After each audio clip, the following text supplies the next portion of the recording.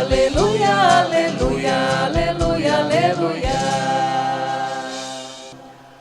O Senhor esteja convosco. Ele está no meio de nós. Proclamação do Evangelho de Jesus Cristo, segundo Lucas. Glória a vós, Senhor. Aconteceu que num dia de sábado, Jesus foi comer na casa de um dos chefes dos fariseus, e eles o observavam.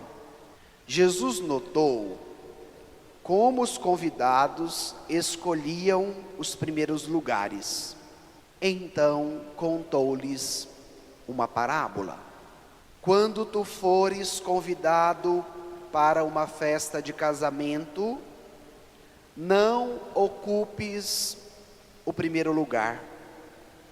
Pode ser que tenha sido convidado alguém mais importante do que tu, e o dono da casa, que convidou os dois, venha te dizer: dá o lugar a ele. Então tu ficarás envergonhado, irás ocupar o último lugar. Mas quando tu fores convidado, vai sentar-te no último lugar. Assim, quando chegar quem te convidou, te dirá: amigo, vem mais para cima. E isto vai ser uma honra para ti diante de todos os convidados. Porque quem se eleva será humilhado, e quem se humilha será elevado. E disse também a quem o tinha convidado: quando tu deres um almoço ou um jantar, não convides teus amigos, nem teus irmãos, nem teus parentes, nem teus vizinhos ricos, pois estes poderiam também convidar-te, e isto já seria a tua recompensa. Pelo contrário, quando deres uma festa, convida os pobres, os aleijados, os coxos, os cegos, então tu serás feliz, porque eles não te podem retribuir. Tu receberás a recompensa na ressurreição dos justos. Palavra da salvação. Glória a vós, Senhor. Peçamos ao Espírito de Deus que nos ilumine neste momento, para que cada um de nós compreendamos o que a Escritura quer nos dizer. Irmãos e irmãs, hoje celebramos a liturgia do 22º domingo do tempo comum. E estamos acompanhando o caminho de Jesus para Jerusalém. Domingo passado também eu já dizia isso. Jesus está com os seus discípulos subindo para Jerusalém, porque seria em Jerusalém que ele cumpriria a sua missão. E neste caminho para Jerusalém, principalmente no trecho do Evangelho de hoje, Herodes já estava furioso com Jesus, e Jesus já sabia desta fúria de Herodes, e sabia também o que Herodes poderia fazer com ele, diante da maldade que dominava o coração de Herodes. Mas Jesus não muda o seu trajeto, Jesus não vai recuar no caminho, porque ele entendia que era necessário que o caminho fosse feito de maneira completa, e que a graça do seu Pai estava com ele, e não o permitiria padecer enquanto ele não cumprisse a sua missão. E vai ser neste itinerário de muitos conflitos, principalmente das autoridades judaicas contra Jesus, que Jesus continua o seu itinerário e continua nos dando a sua catequese. E a catequese que Jesus nos dá, através do Evangelho de hoje, tem um sentido muito atual para o nosso contexto, diante da nossa busca constante pelos primeiros lugares. Diante do orgulho que domina o nosso coração, e sempre quer nos convencer que nós somos melhores do que os outros, e sendo melhores do que os outros, nós devemos estar sempre por cima. E agora vem Jesus, olhando não só para a realidade dos seus ouvintes, mas também para a nossa realidade, para nos educar através da palavra. Então agora nós vamos voltar ao texto do Evangelho.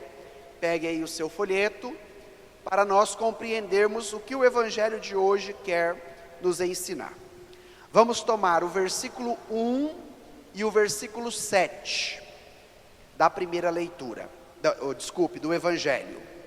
Evangelho de São Lucas, capítulo 14, o versículo 1 e o versículo 7. Os dois primeiros versículos aí do texto. Vamos ler juntos? Aconteceu que num dia de sábado, Jesus foi comer na casa de um dos chefes dos fariseus, e eles o observavam. Jesus notou como os convidados escolhiam os primeiros lugares. Então contou-lhes uma parábola. Paremos aqui. Jesus foi à casa de um chefe dos fariseus. Então vocês poderiam perguntar, quem era um chefe de fariseu? Era uma autoridade religiosa importante no judaísmo. Porque se os fariseus tinham a missão de instruir na lei, de colaborar no serviço do templo, quem comandava este grupo era também uma pessoa importante na estrutura do judaísmo, na condução da religião daquela época, da época de Jesus. Então aqui, nós não sabemos quais os reais motivos que esse chefe dos fariseus chamou Jesus para fazer uma refeição na sua casa. Poderia ser para questioná-lo, poderia ser para colocá-lo também numa berlinda ali, armando já para ele uma armadilha na qual ele pudesse cair e ser preso pelos judeus, ou até mesmo pela abertura do coração, porque muitos que caminhavam com Jesus, mesmo estando inseridos na estrutura do judaísmo, abriam-se à palavra dele, e os seus corações iam mudando, como por exemplo, aconteceu com Nicodemos. Nicodemos era um homem importante dentro do judaísmo, mas quis acolher a palavra de Jesus na sua vida.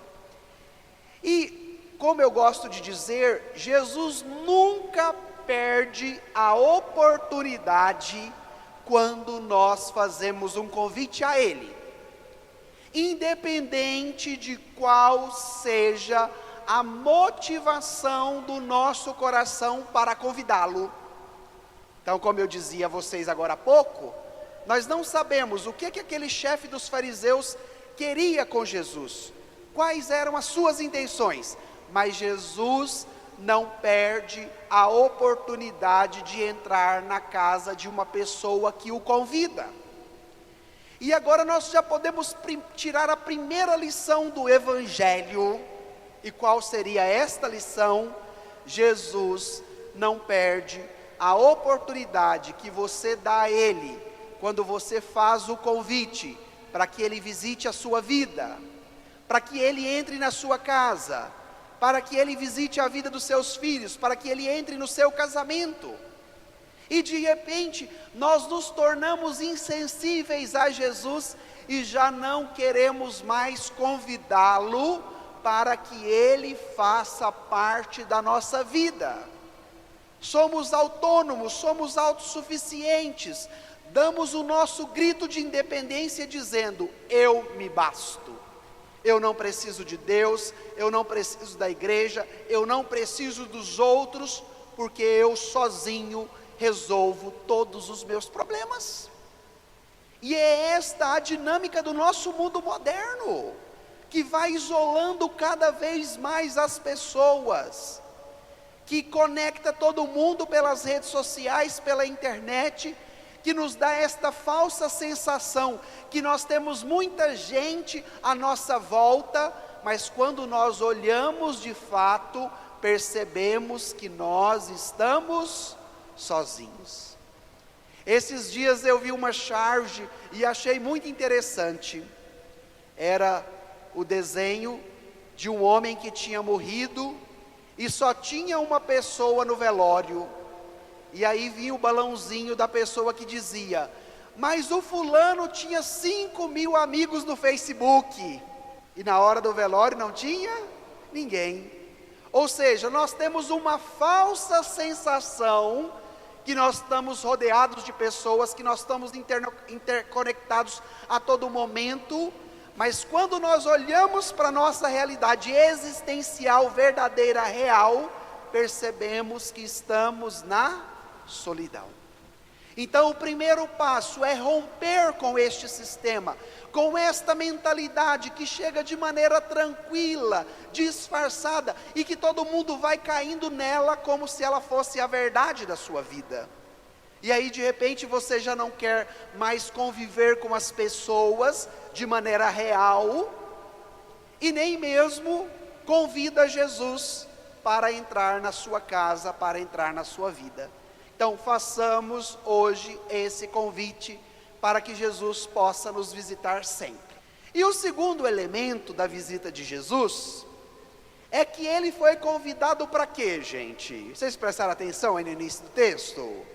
Jesus foi convidado para um banquete, para uma refeição. Na quarta-feira passada, no nosso seminário de fé católica, eu dizia às pessoas que aqui estavam, que Jesus sempre gostou da refeição, porque a refeição no contexto bíblico se torna um lugar privilegiado da relação e da intimidade entre as pessoas. E aí eu citava um exemplo que é muito sensível a nós. Quando você vai a um restaurante e o restaurante está cheio, você serve o seu prato e você fica girando atrás de uma mesa, porque de repente tenha uma mesa com 4 cadeiras, mas já tem 2 pessoas sentadas, e você fica sem graça de sentar à mesa com aquela pessoa, porque você não conhece. Então a refeição, o banquete, sempre nos propõe este caminho de intimidade e de relação. Por isso que Jesus quis realizar uma ceia com seus discípulos para perpetuar o sacrifício eucarístico, na qual ele permaneceria conosco até o fim do mundo, porque seria através de uma refeição que nós teríamos a possibilidade de entrarmos na intimidade de Deus, através de Jesus, e Jesus nesta refeição teria a possibilidade de adentrar a nossa intimidade. Por isso que Jesus não perdia a oportunidade de ir até onde ele fosse convidado. E quando ele chegava como convidado, ele não ficava ali acanhado, atrás de uma porta, ou lá no fundo da casa, não. Ele entra naquela casa e ele senta para comer uma refeição, para fazer um banquete com aqueles que o convidaram. E aqui vem o segundo ensinamento do Evangelho para nós, no início do texto. Quando você convida Jesus para participar da sua vida, para entrar no seu casamento, para estar dentro da sua casa, Jesus quer adentrar a sua intimidade e quer te permitir que você também entre na intimidade de Deus. E é por isso que a cada Santa Missa que nós participamos, nós estamos em torno de um altar.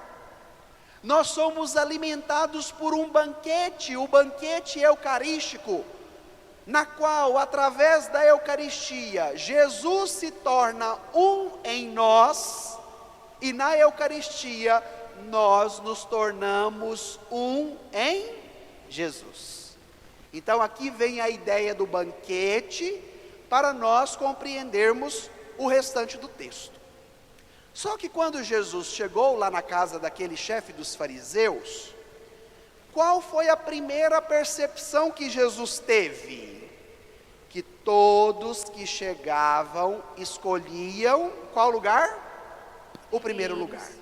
Os primeiros lugares, não é? Então aqui, nós podemos também fazer um confronto com a nossa realidade. Muitos de vocês são pais, são mães. Qual a educação que nós damos hoje para os nossos filhos, para as nossas crianças? Que eles não podem perder, sempre precisam ganhar. E às vezes tem pai que é mais violento, que ensina o filho assim: olha, meu filho, quando lá na escola aquele colega te falar alguma coisa que você não gosta, você chegue a porrada nele. Já ouviram esse tipo de fala? Nos jogos que são proporcionados aos nossos filhos, às nossas crianças, nós sempre colocamos pilha dizendo: vai lá porque você precisa ganhar, porque você precisa ser o campeão, porque você precisa ser o primeiro. E esta mentalidade que alimenta o coração das crianças, e que tem feito dos nossos filhos, das nossas filhas, pessoas egoístas, que não sabem perder, que não sabem partilhar, é fruto daquilo que está na cabeça dos adultos, é fruto daquilo que está no coração do pai e da mãe, que está no coração de nós. Porque como aquele povo que estava lá no banquete que Jesus foi convidado, e queriam os primeiros lugares, porque se achavam os melhores, porque queriam as honras, porque queriam o reconhecimento, pode ser que nós passemos uma vida toda brigando por causa dos primeiros lugares, querendo o reconhecimento das pessoas, querendo os aplausos e os elogios, e de repente, trilhamos a nossa meta de vida em cima destes ideais. E agora vem a parábola para nos ensinar sobre este contexto. Vamos agora para o versículo 8 e 9 do Evangelho. Volte aí ao texto, versículo 8 e 9 do Evangelho. Vamos ler juntos? Quando tu fores convidado para uma festa de casamento, não ocupes o primeiro lugar. Pode ser que tenha sido convidado alguém mais importante do que tu, e o dono da casa, que convidou os dois, venha te dizer: dá o lugar a ele. Então tu ficarás envergonhado e irás ocupar o último lugar. Paremos aqui.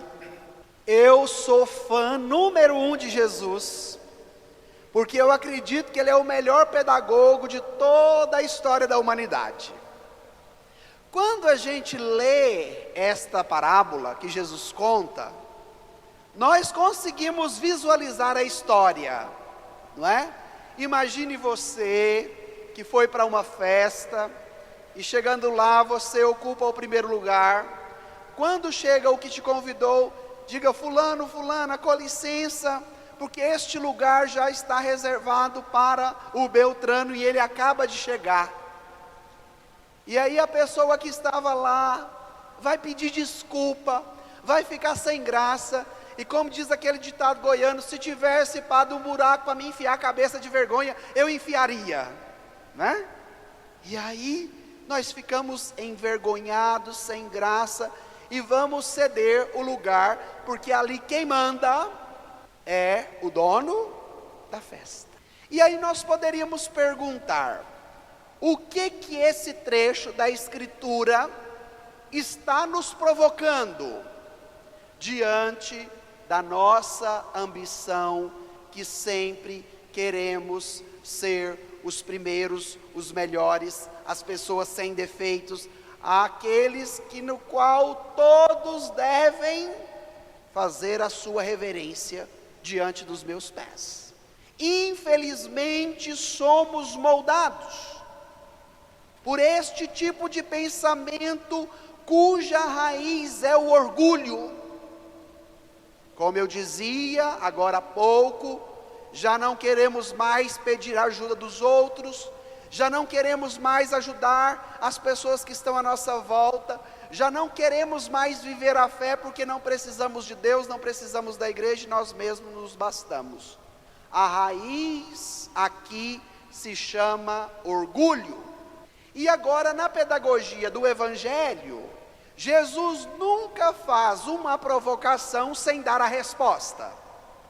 Então, se na primeira fase da parábola, ele provoca sobre os primeiros lugares, sobre o orgulho, sobre a vaidade, agora, na segunda parte da parábola, ele vai nos dizer qual deve ser a nossa conduta para responder à provocação que foi feita na primeira parte. Voltemos ao texto para ver agora a orientação de Jesus no versículo 10 e 11. Pegue aí o seu folheto, voltemos ao texto, versículo 10 e o versículo 11. Vamos ler juntos? Mas quando tu fores convidado, vai sentar-te no último lugar. Assim, quando chegar quem te convidou, te dirá: Amigo, vem mais para cima. Isto vai ser uma honra para ti diante de todos os convidados. Força agora no versículo 11. Porque quem se eleva será humilhado, e quem se humilha será elevado. Aqui está a chave de leitura para a compreensão da parábola. Então, a nossa conduta diante do convite que o Senhor nos faz para o seu banquete deve ser de ocupar qual lugar? O primeiro ou o último? O último. Porque quando chegar o dono do banquete, você poderá ser surpreendido dizendo: venha para o primeiro lugar.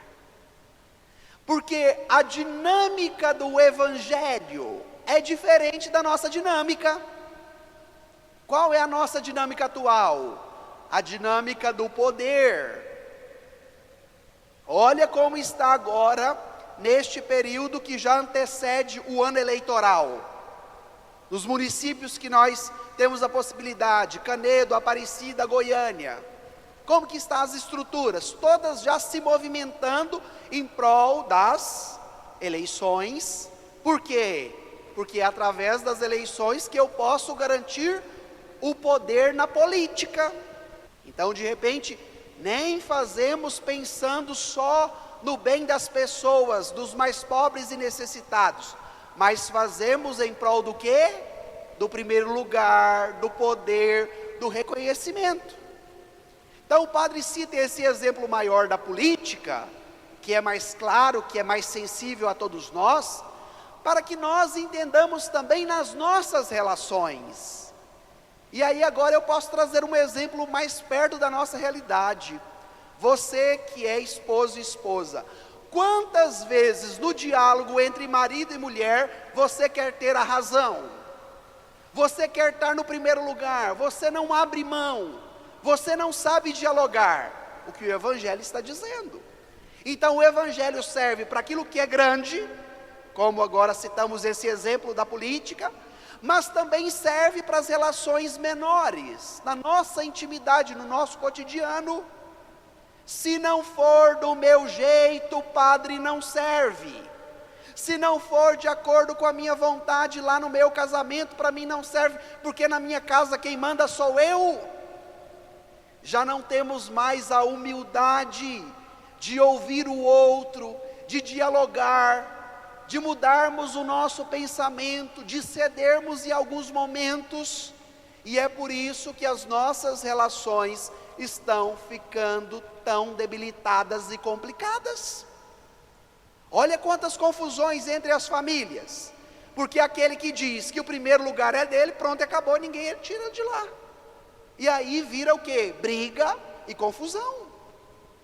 Olha como está a nossa situação política em todos os âmbitos, de tanta crise, de tanta confusão. Olha como está a violência na nossa cidade, nos nossos bairros. Por quê? Porque nós vamos permitindo com que a ambição, o orgulho, domine o nosso coração, aonde eu sou o dono da razão, e ninguém mais pode comigo, nem mesmo Deus.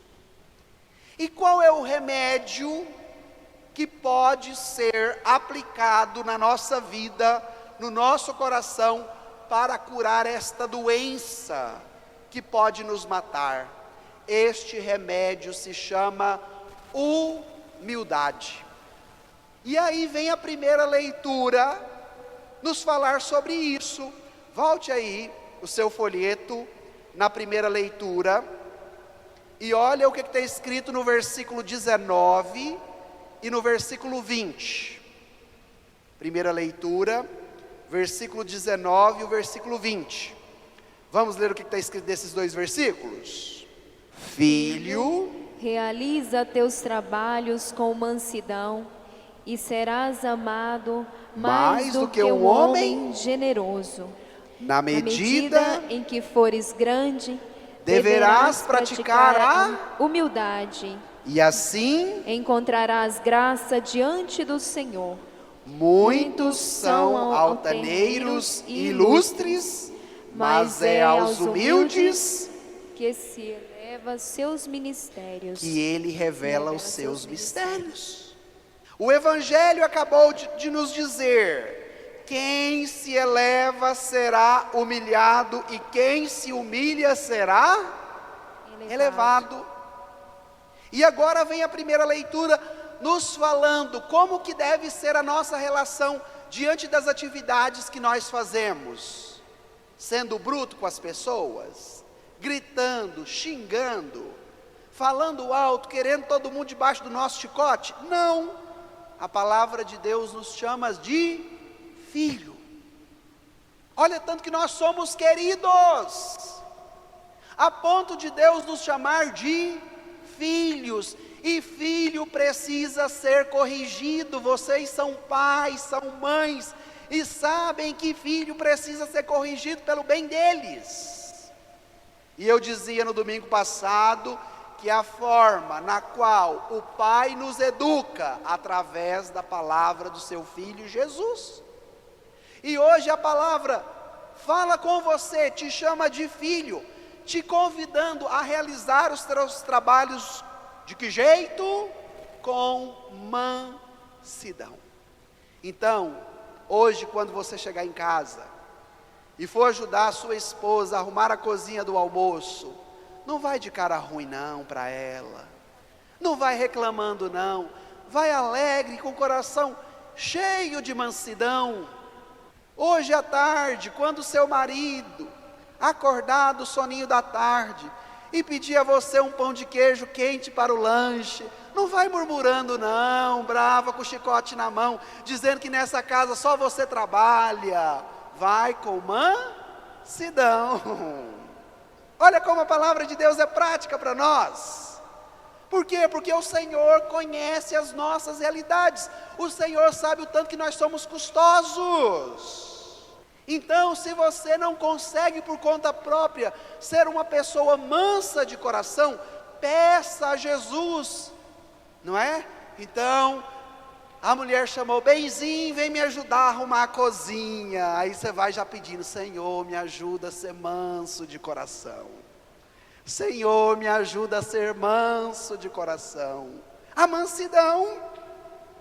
E se eu faço o que a palavra me indica, eu serei amado muito mais do que um homem generoso. Olha que maravilha, nós não saímos no prejuízo quando estamos dispostos a viver a palavra de Deus.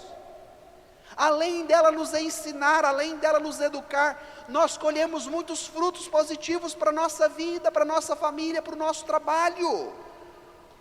E a medida da grandeza da palavra não está no poder, não está no cargo que eu ocupo, não está na titulação que eu possuo no meu diploma, mas a medida para a grandeza, de acordo com a palavra, é a humildade. Na medida em que fores grande, deverás praticar a humildade. E nós muitas vezes fazemos o contrário. Se eu tenho um cargo de chefia no meu trabalho, se de repente eu ocupo uma função de governo dentro da minha casa, na minha família, se eu estou à frente de um trabalho pastoral, ou se eu participo de algum grupo na comunidade, muitas vezes o meu orgulho, a minha prepotência, a minha autossuficiência não me permitem viver a humildade. E aqui a grandeza diante da palavra do Senhor não é o título, não é o cargo, não é o jaleco, não é a posição que ocupa, mas é a humildade que eu vivo no meu cotidiano. E a palavra humildade vem da raiz humus. O que é o humus, gente? É a terra fértil. Que tudo aquilo que você planta, o que acontece? Cresce e produz muitos frutos. E de repente, você já não consegue mais ver frutos sendo produzidos no seu casamento, frutos sendo produzidos na sua família, frutos sendo produzidos nas suas relações interpessoais. Aí é hora de nós abrirmos os ouvidos para a palavra e permitirmos com que ela nos oriente, porque nós não nascemos para ser uma árvore seca, para sermos uma árvore estéril, mas nós nascemos para produzir muitos frutos. Mas se a terra na qual nós estamos plantados é uma terra seca, é uma terra pobre, não adianta a semente ser boa, porque ela não crescerá, ela não produzirá frutos, porque a semente depende da terra boa. E agora nós devemos trazer isso para a nossa realidade. A partir do momento que eu acolho a força desta palavra em mim, ela vai transformando o meu coração, que se tornou uma terra árida e seca, vai se tornando uma terra cheia de adubo, uma terra fértil. Ela vai se tornando um humus, e sendo humus, ela vai produzir muitos frutos. Por isso a palavra nos diz: deverás praticar a humildade. Então tem três palavras que vêm da mesma raiz da palavra humildade: a palavra humor, humildade e humano. Ou seja, quando nós nos abrimos à graça da palavra, ela nos torna pessoas humildes. Sendo humildes, nós nos tornamos mais humanos nas nossas relações entre família, entre colegas de trabalho, entre irmãos de comunidade, entre os nossos bairros, as nossas vizinhanças, e também nos tornamos pessoas bem-humoradas. Vocês estão percebendo o quanto nós estamos virando um povo mal-humorado? De cara ruim, de cara fechada, já não sabemos mais dar um sorriso.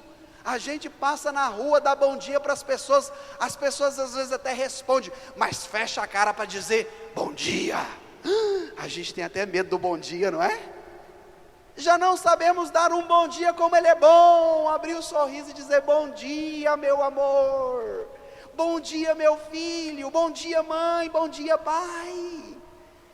Vamos nos tornando pessoas estéreis interiormente, porque quem não produz fruto, quem não tem em uma terra umidificada, quem não está com esta raiz, que é o humus do Senhor, não sabe o que é ser bem-humorado, porque a cara está sempre fechada, o coração sempre duro, e as palavras muito mais duras do que o coração, para maltratar os outros que estão à minha volta. E nós não podemos continuar debaixo desta ditadura. Por isso que a palavra de Deus nos educa. Porque quando eu me abro para fazer esta experiência de ser humilhado para que no final eu seja exaltado. E aqui nós precisamos compreender esta palavra do Evangelho, e eu gosto sempre de compreendê-la no Cântico de Maria, que nós ouvimos há 3 domingos atrás, na festa da Assunção de Nossa Senhora. No Cântico do Magnífica, Nossa Senhora diz que Ele, o Senhor, derruba do trono os poderosos e faz o que com os humildes? Eleva. E aí eu fazia a provocação para vocês, naquela missa: qual é o trono que o braço do Todo-Poderoso precisa derrubar na sua vida? Para quê? Para que você, experimentando a humildade, você seja elevado. E quem faz este movimento? Não é o salário que você ganha, não é o cargo que você ocupa, não é a posição social na qual você está, mas quem pode fazer esta elevação é somente o braço do Todo-Poderoso. Olha que maravilha a pedagogia do Evangelho. E é interessante que nesta parábola, Jesus fala, em primeiro lugar, quando você é convidado. Então, quando fores convidado para um banquete, não ocupes o primeiro lugar. Aí ele conta a parábola. Dá a chave de leitura para nós, que está aí no versículo 11. Porque quem se eleva será humilhado, e quem se humilha será elevado. Então, agora, Jesus encerra o Evangelho falando para você como deve ser a sua conduta quando você é o anfitrião. Porque a primeira parte, você era o convidado, na parábola. E agora, a segunda parte, a última parte do Evangelho, Jesus vai falar quando você faz uma festa, como deve ser a sua conduta. Vocês aguentam mais um pouquinho? Ver o restante do Evangelho? Então pegue aí o seu folheto e voltemos ao texto, no versículo 12 e 13, já no final do texto. Olha o que está escrito. Vamos ler juntos? E disse também a quem o tinha convidado: quando tu deres um almoço ou um jantar, não convides teus amigos, nem teus irmãos, nem teus parentes, nem teus vizinhos ricos, pois estes poderiam também convidar-te, e isto já seria a tua recompensa. Pelo contrário, quando deres uma festa, convida os pobres, os aleijados, os coxos, os cegos. Paremos aqui. Se a gente olha esse trecho do Evangelho com o nosso olhar mundano, a gente fala: que Jesus mais sem graça, padre! Como que ele fala que não é para eu convidar os meus vizinhos, os meus parentes, os meus amigos, é para me chamar o povo da rua, os coxos, os aleijados? Entenda que uma parábola sempre é uma história ilustrativa que tem no final um conteúdo de fé. O que Jesus está querendo ensinar no segundo trecho do Evangelho de hoje?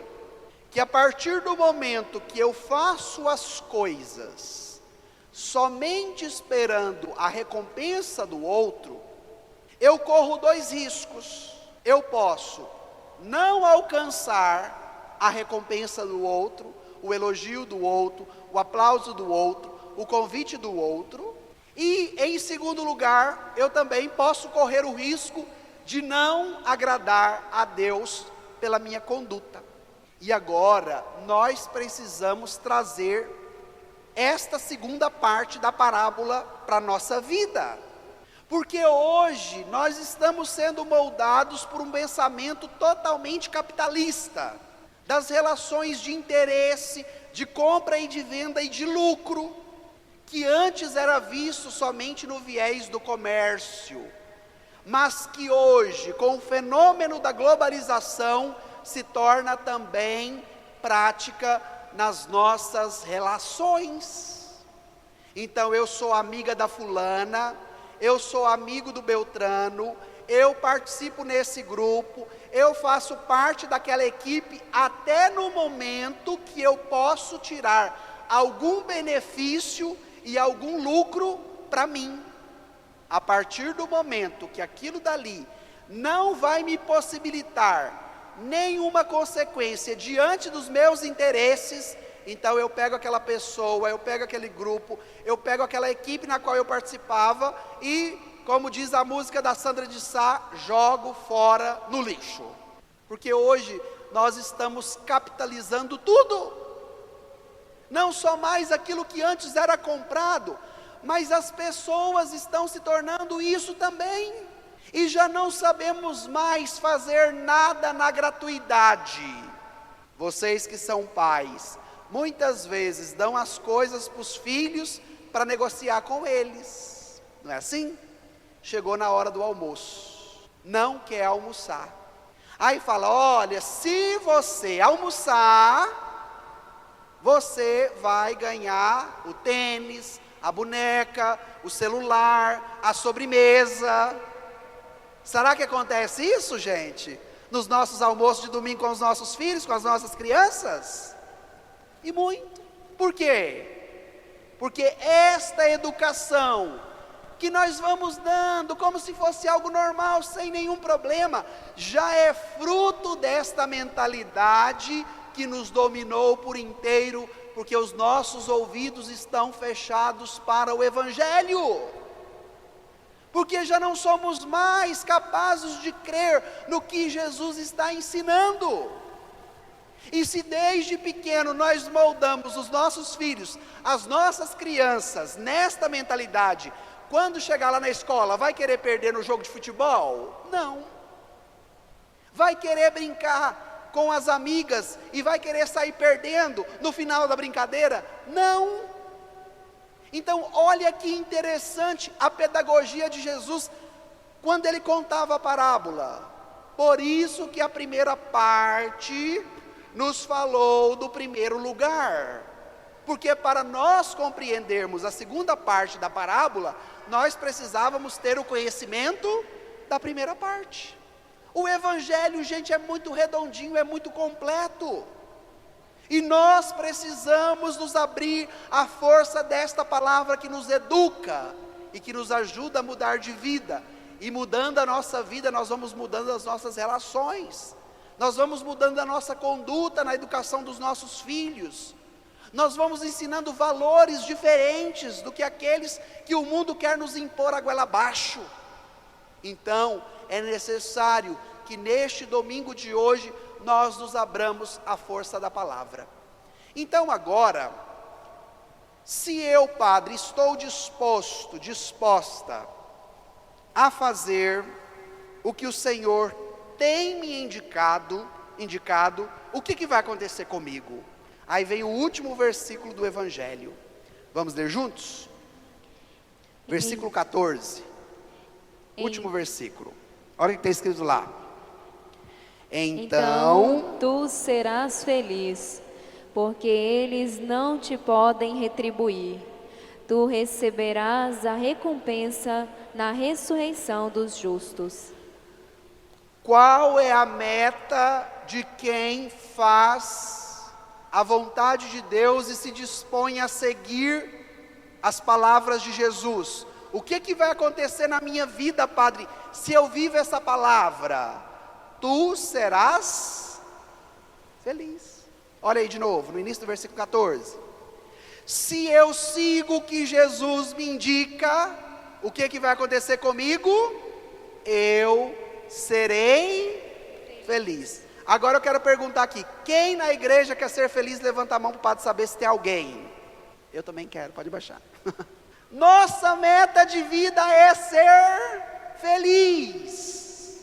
Mas para que eu seja feliz, eu preciso ter aquele cargo, eu preciso ter aquele salário, eu preciso comprar isso, eu preciso ser atendido em todas as minhas demandas. E aí de repente você pode até alcançar todas essas metas, mas quando você olha para dentro do seu coração, você percebe que você não está feliz. Porque a felicidade não é conquistada por aquilo que eu obtenho de fora, mas a felicidade é fruto daquilo que eu experimento por dentro. Eu sempre digo, nunca se teve tanto desenvolvimento tecnológico, tantas possibilidades de comunicação, tantas conquistas como nós temos em pleno século 21 que estamos vivendo, mas nunca se teve tantas pessoas suicidando como hoje. Nunca se teve tantos consultórios lotados de pessoas depressivas e com doenças psíquicas.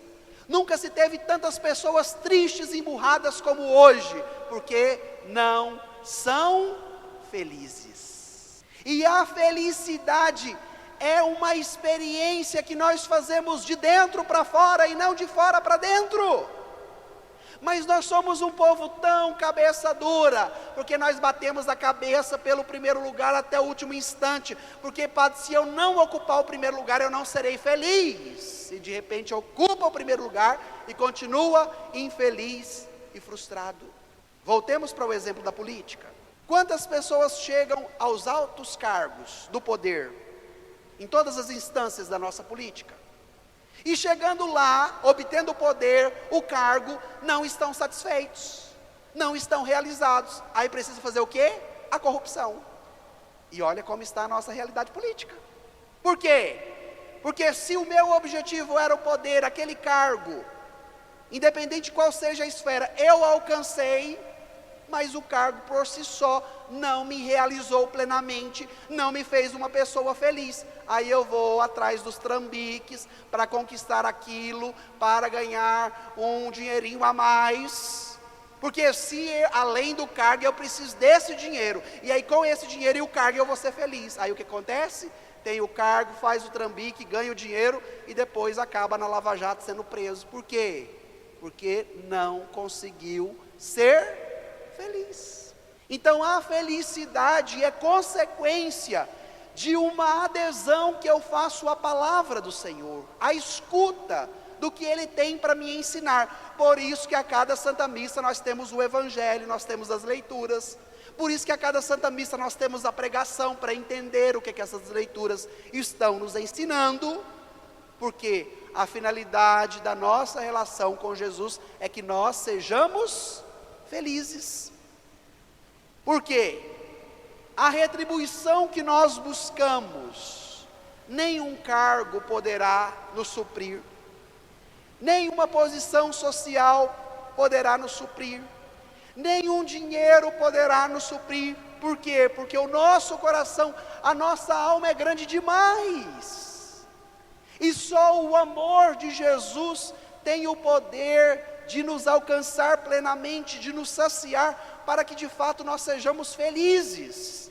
Por isso que Jesus encerrou dizendo: tu receberás a recompensa na ressurreição dos justos. Porque a recompensa que nós buscamos, a felicidade que nós almejamos, a saciedade que o nosso coração quer a cada dia, somente o Senhor pode nos oferecer. E agora eu quero encerrar esta pregação fazendo uma provocação a vocês. A parábola disse: os últimos serão os primeiros. Olha aqui para a cruz de Jesus. Ele, sendo Deus, na sua condição divina, se rebaixou, se inclinou a kenosis de Deus e assumiu o último lugar, que era o lugar de quem? O meu e o seu.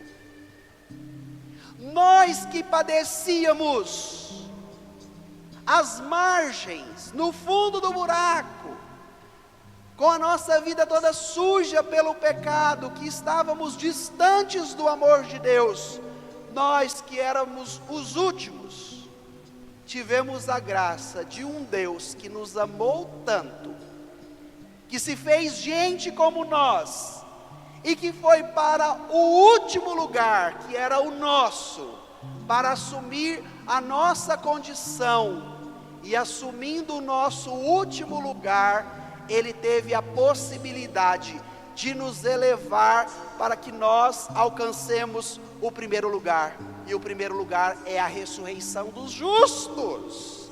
O primeiro lugar é a ressurreição eterna, é a vida plena, é a felicidade que somente Ele pode nos dar, porque Ele se fez último para que nós nos tornássemos os primeiros, para que nós fôssemos chamados de filhos, como ouvimos na primeira leitura, para que nós recebêssemos a graça da salvação de Deus e voltássemos à comunhão com o Pai, através das suas mãos ensanguentadas pelo peso do nosso pecado. E como que se deu isso? Num banquete. Jesus, no Evangelho, foi na casa de um dos chefes dos fariseus para um banquete, e disse neste banquete que os últimos serão os primeiros e os primeiros serão os últimos, e nesta educação é que nós vivemos a Eucaristia, porque em cada Santa Missa nós participamos do banquete de Deus. Não compete a nós definir os lugares, porque isso depende do Senhor, é de acordo com a vontade dEle, mas através da sua morte na cruz, Ele assumiu o nosso último lugar para nos tornar os primeiros diante da misericórdia do Pai. Então esse Evangelho quer nos ensinar isso, porque é só nesta compreensão que eu vou fazer diferente na minha casa, na minha relação com meu esposo, com a minha esposa. É só experimentando esse amor de Jesus por mim na cruz, que eu vou saber ser diferente no meu trabalho, nos cargos que eu ocupo lá. Somente nessa experiência do amor de Jesus na cruz, que eu vou saber lidar com os impasses dos grupos que eu participo, nas atividades pastorais da paróquia. Mas muitas vezes a ausência da humildade nos leva à arrogância e o orgulho, que fala para nós: chuta o pau da barraca, sai, vai embora, você não precisa disso. E nós muitas vezes agimos de acordo com o nosso orgulho e não de acordo com a palavra de Deus, que nos pede a humildade. Então hoje, peçamos a Jesus a graça de estarmos sempre com Ele, porque é Ele que tem o poder de nos tirar do último lugar da indigência do nosso pecado e de nos dar a grande recompensa da ressurreição dos justos, que está prometido para você, para mim e para todos nós. Então vamos encerrar pedindo isso. Deixe agora o seu folheto de lado, feche um minutinho os seus olhos e pense como que você age na sua casa, no seu trabalho, na comunidade, com os seus amigos. Quantas vezes você permitiu com que o orgulho, a vaidade, a arrogância gerasse em você a ambição pelo primeiro lugar, pela glória deste mundo, pelo poder do dinheiro? Então vai dizendo: Senhor, dai-me um coração humilde igual ao teu. Tira, Jesus, do meu coração toda a vaidade, toda a autossuficiência que tantas vezes me escraviza diante da minha ambição. Dai-me, Jesus, um coração manso e humilde como o teu, porque eu quero ser feliz, Jesus, o Senhor sabe disso. E muitas vezes a minha ambição não me deixa ser feliz, o meu orgulho não me deixa viver em comunidade, o meu desejo de acordo com a minha cabeça dura não me deixa servir ao teu reino, à tua igreja. Dai-me, Senhor, o dom da humildade, para reconhecer a tua vontade na minha vida, para contrariar, Jesus, as minhas vontades quando for preciso, porque eu quero, Jesus, a graça da recompensa na ressurreição dos justos, que somente o Senhor pode me dar. Dai-me um coração manso e humilde como o teu, Jesus.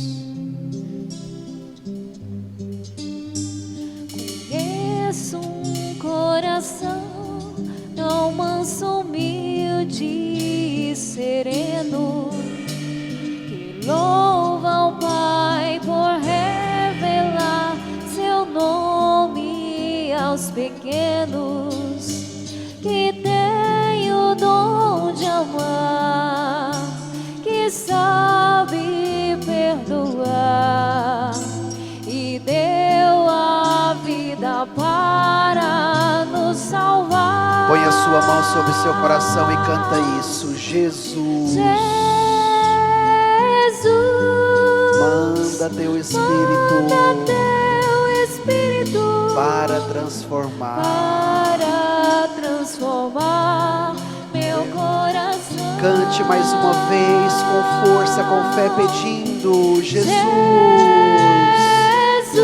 manda teu Espírito, manda teu Espírito para transformar meu coração. Às vezes o meu peito bate um coração de pedra, magoado, frio, sem vida. Aqui dentro ele me aperta, não quer saber de amar, nem sabe perdoar, quer tudo e não sabe partilhar. Jesus, manda teu Espírito para transformar meu coração.